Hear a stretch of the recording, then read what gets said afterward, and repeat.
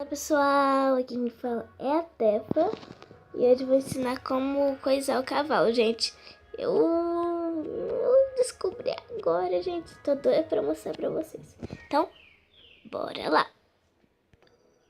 Você vai precisar de uma espada. Nossa, quebra tudo de uma vez, tá, gente? É preciso fazer isso mesmo. Deixa eu tirar isso daqui da mão, gente. Vou precisar de espada, uma maçã dourada. Ela sumiu. Gente, não façam isso em casa, ó. A maçã dourada nunca saiu daqui.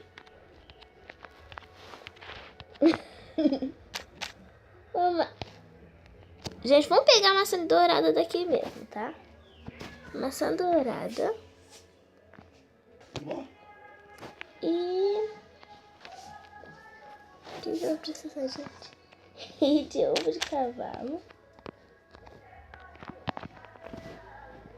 Vou pegar tudo aqui, ó. Ovo de cavalo. E sela. Só isso, gente. Eu já tenho um cavalo aqui meu. Deixa eu abrir aqui, gente. Com uma cerquinha direitinho. Aqui, gente. Você vai lá e vai... O cavalo tá vindo pra mim, gente. Você vai lá e vai pegar outro cavalo, claro, né? Olha que lindo, gente. Você vai amansar ele. Nossa. Esse aqui tá bonito. Aí você escolhe. Se não gostar, você mata. Deixa eu passar ela aqui, gente. Tá aqui, tá, gente? Vocês vão pegar a massa dourada e vão dar. Coitado, gente. Olha, gente, olha.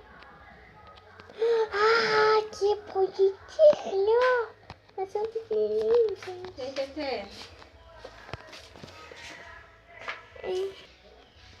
E, gente, desculpa aí. E vai fazer isso, gente.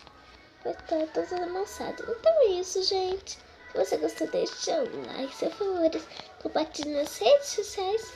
Não bata no seu cavalo. E até a próxima. Fui!